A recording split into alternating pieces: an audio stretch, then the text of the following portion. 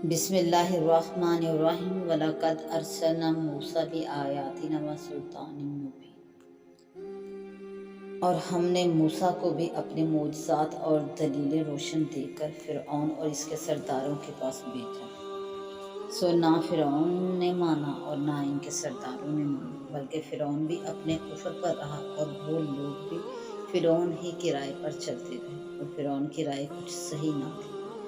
وہ فرعون قیامت کے دن اپنی قوم سے آگے آگے ہوگا، پھر ان سب کو دوزخ میں جا اتارے گا، اور وہ دوزخ بہت ہی بری جگہ ہے اترنے کی، جس میں یہ لوگ اتارے جائیں گے۔ اس دنیا میں بھی لعنت ان کے ساتھ ساتھ رہی اور قیامت کے دن بھی ان کے ساتھ رہے گی۔ چنانچہ یہاں قہر سے غرق ہوئے اور وہاں دوزخ نصیب ہو۔ بڑا انعام ہے جو ان کو دیا گیا۔ سو بستیوں کے بعض حالات تھے ان آیات میں جن کو ہم نے آپ سے بیان کیا۔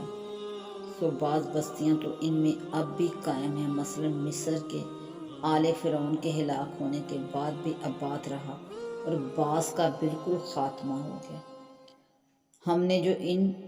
مذکورہ بستی والوں کو سزائیں دی، سو ہم نے ان پر ظلم نہیں کیا کہ بغیر قصور ان کو سزا دی ہو، لیکن انہوں نے خود ہی اپنے اوپر ظلم کیا، ایسی حرکتیں کی جن سے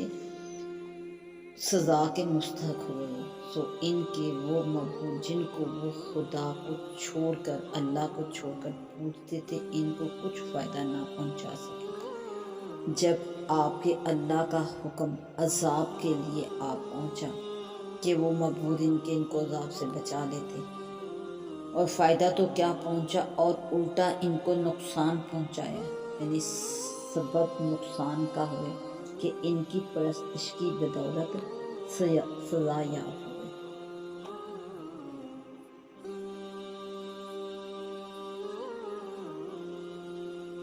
وَكَذَلِكَ أَخْذُ رَبِّكَ إِذَا أَخَذَ الْقُرَىٰ وَهِيَ ظَالِمَةٌ إِنَّ أَخْذَهُ أَلِيمٌ شَدِيدٌ، اور آپ کے رب کی پکڑ ایسی ہی سخت ہے کہ جب وہ کسی بستی والوں پر پکڑ کرتا ہے جبکہ وہ ظلم و کفر کیا کرتے ہوں، بلا شبہ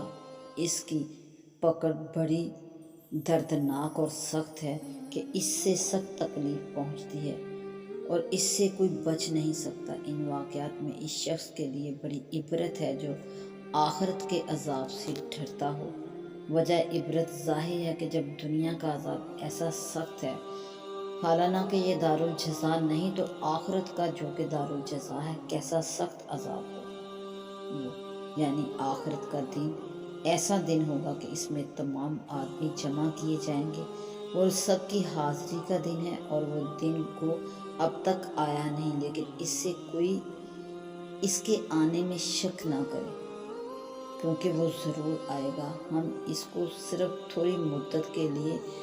بعض مصلحتوں سے ملتوی کیے ہوئے ہیں، پھر جس وقت وہ دن آئے گا، مارے ہیبت کے لوگوں کا یہ حال ہوگا کہ کوئی شخص اللہ کی اجازت کے بغیر منہ سے بول نہ سکے گا۔ ہاں، جب حساب کتاب کے لیے حاضری ہوگی اور ان کے اعمال پر جواب طلب کیے جائیں گے، اس وقت البتہ منہ سے بات نکلے گی، خواہ وہ بات مقبول ہو یا مقبول نہ ہو۔ تو اس حالت میں تو سب اہل موقف شریک ہوں گے۔ پھر آگے ان میں یہ فرق ہوگا کہ بعض تو شقی یعنی کافر ہوں گے اور بعض سعید یعنی مومن ہوں گے۔ سو جو لوگ شقی ہیں وہ تو دوزخ میں ایسے حال سے ہوں گے کہ اس میں ان کی چیخ و پکار پڑی رہے گی، اور ہمیشہ کو اس میں رہیں گے جب تک آسمان و زمین قائم ہے۔ یہ محاورہ ہے ہدایت کے لیے، اور کوئی نکلنے کی سبیل نہ ہوگی۔ ہاں، اگر اللہ ہی کو نکالنا منظور ہو تو دوسری بات ہے، کیونکہ آپ کا رب جو کچھ چاہے اس کو پورے طور سے کر سکتا ہے، مگر باوجود قدرت کے یہ یقینی ہے کہ اللہ یہ بات نہ چاہے گا، اس لیے نکلنا نصیب نہ ہوگا، اور رہ گئے وہ لوگ جو سعید ہیں، سو وہ جنت میں ہوں گے، اور وہ اس میں داخل ہونے کے بعد ہمیشہ کو رہیں گے۔ جب تک آسمان اور زمین قائم ہے وہ جانے کے قبل کچھ سزا بھگتنی ہوگی۔ ہاں اگر اللہ ہی کو نکالنا منظور ہو تو دوسری بات ہے، مگر یہ یقینی ہے کہ اللہ یہ بات کبھی نہ چاہے گا، بس نکلنا بھی کبھی نہ ہوگا، بلکہ وہ بغیر منقطع عطیہ ہوگا۔ اور جب کفر کا وبال اوپر کی آیتوں سے معلوم ہو چکا، سو اے مخاطب جس چیز کی یہ پرستش کرتے ہیں اس کے بارے میں ذرا شبہ نہ کرنا، بلکہ یقین رکھنا کہ ان کا یہ عمل موجب سزا ہے بوجہ باطل ہونے کا، اور باطل ہونے کی دلیل یہ ہے کہ یہ لوگ بھی اسی طرح بلا دلیل بلکہ خلاف دلیل عبادت غیر اللہ کی کر رہے ہیں، جس طرح ان کے قبل ان کے باپ دادا عبادت کرتے تھے۔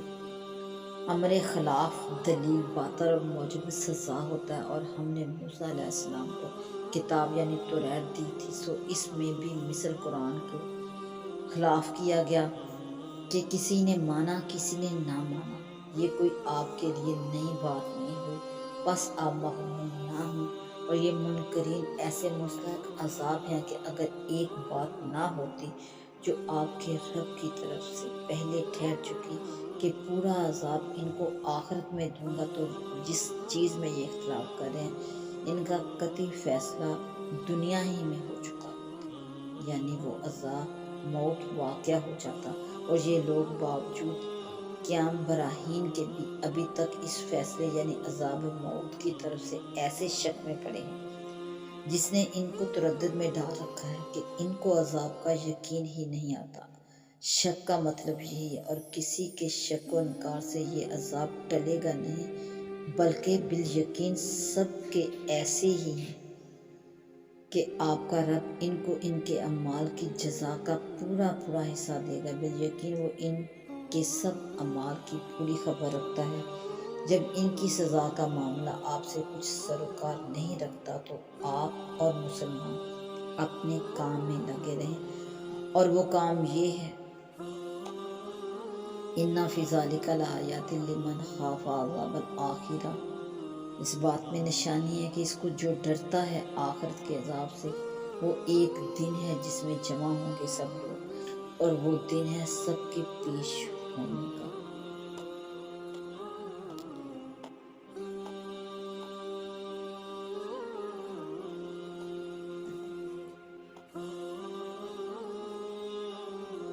فَاسْتَقِمْ كَمَا أُمِرْتَ وَمَنْ تَابَ مَعَكَ وَلَا تَطْغَوْا إِنَّهُ بِمَا تَعْمَلُونَ بَصِيرٌ، جس طرح کہ آپ کو حکم ہوا ہے راہ دین پر مستقیم رہیے، اور وہ لوگ بھی مستقیم رہیں جو کفر سے توبہ کر کے آپ کے ساتھ ہیں، اور دائرہ دین سے ذرا مت نکلو، یقیناً وہ تم سب کے اعمال کو خوب دیکھتا ہے۔ اور اے مسلمانوں، ان ظالموں کی طرف یا جو ان کی مثل ہوں ان کی طرف ولی دوستی یا اعمال و احوال میں مشارکت و مشابہت سے مت جھکو، کبھی تم کو دوزخ کی آگ لگ جائے اور اس وقت اللہ کے سوا تمہارا کوئی رفاقت کرنے والا نہ ہو، پھر تمہاری حمایت کسی طرف سے بھی نہ ہو، کیونکہ رفاقت تو حمایت سے سہل ہے۔ جب رفاقت کرنے والا بھی کوئی نہیں تو حمایت کرنے والا کون ہوتا؟ سورہ ہود میں انبیاء سابقین اور ان کی قوموں کے واقعات نوح علیہ السلام سے شروع کر کے حضرت موسیٰ تک کی خاصی ترتیب و تفصیل سے ذکر کیے گئے ہیں، جن میں سینکڑوں نصیحت حکم احکام و ہدایت ہیں۔ ان واقعات کے ختم پر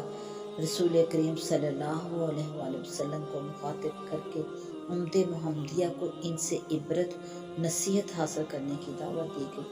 فرمایا ذالک من انباء القری، یعنی یہ ہیں پہلے شہروں اور بستیوں کے واقعات جو ہم نے آپ کو سنائے ہیں۔ یہ بستیاں جن پر اللہ تعالیٰ کے عذاب آئے، ان میں سے بعض کے تو ابھی کچھ عمارات یا کھنڈرات موجود ہیں، اور بعض بستیاں ایسی کر دی گئیں جیسے کھیتی کاٹنے کے بعد زمین ہموار کر دی جائے، پچھلی کھیتی کا نشان تک نہیں رہتا۔ اس کے بعد فرمایا کہ ہم نے ان پر کوئی ظلم نہیں کیا،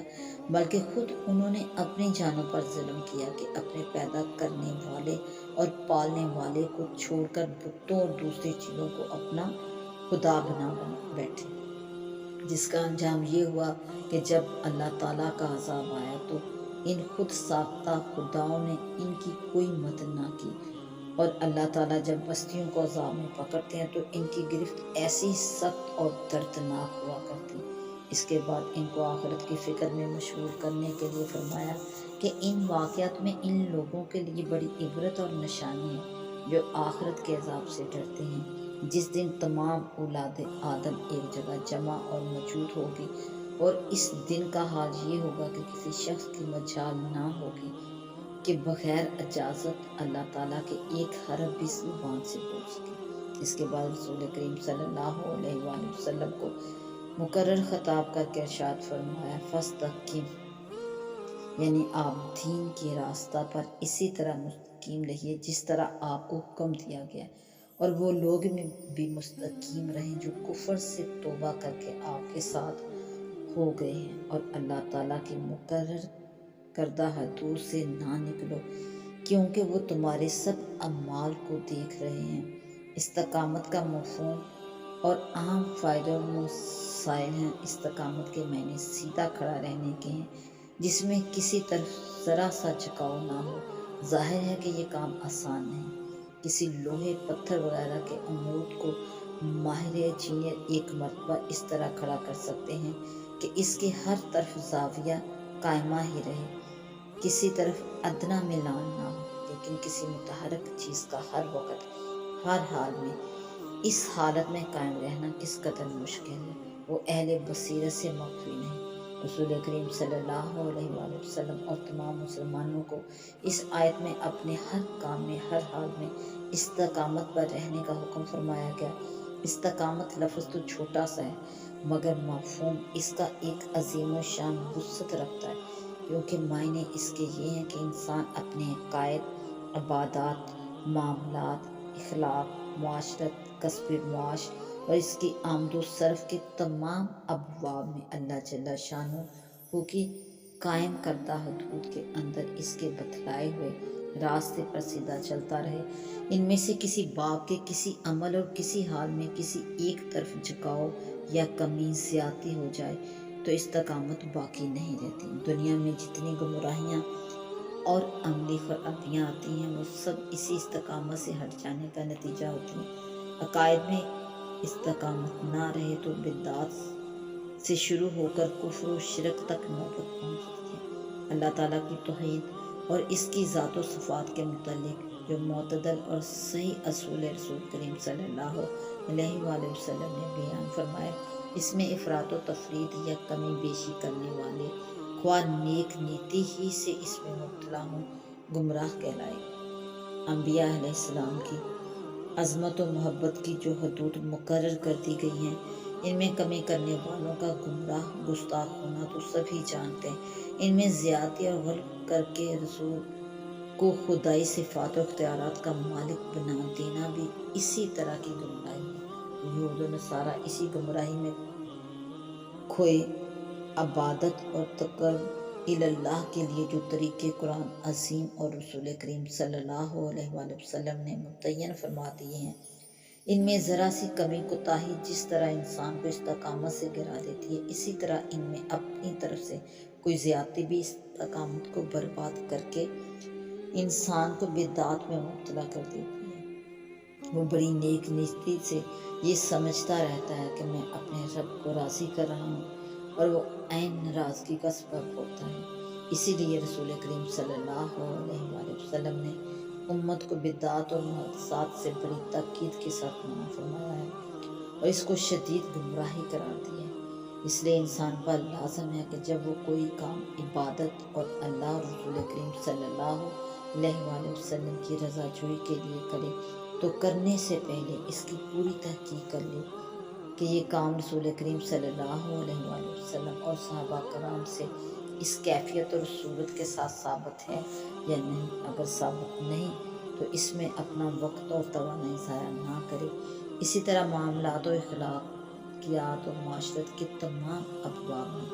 قرآن کریم کے بتائے ہوئے اصول پر رسول کریم صلی اللہ علیہ وآلہ وسلم نے اپنی عملی تعلیم کے ذریعے ایک معتدل اور صحیح راستہ قائم کر دیا ہے۔ جس میں دوستی، دشمنی، نرمی، گرمی، غصہ اور بردباری، کنجوسی اور سخاوت، کسب معاش اور ترک دنیا، اللہ پر توکل اور امکانی تدبیر، اسباب ضروریہ کی فراہمی اور مسبب الاسباب پر نظر، ان سب چیزوں میں ایک ایسا معتدل صراط مستقیم مسلمانوں کو دیا ہے کہ اس کی نظیر عالم میں نہیں مل سکتی۔ ان کو اختیار کرنے سے ہی انسان کامل بنتا ہے۔ اس میں استقامت سے ذرا گرنے ہی کے نتیجے میں معاشرے کے اندر خرابیاں پیدا ہوتی ہیں۔ خلاصہ یہ ہے کہ استقامت ایک ایسا جامع لفظ ہے کہ دین کے تمام اجزاء، ارکان اور ان پر صحیح عمل اس کی تفسیر ہے۔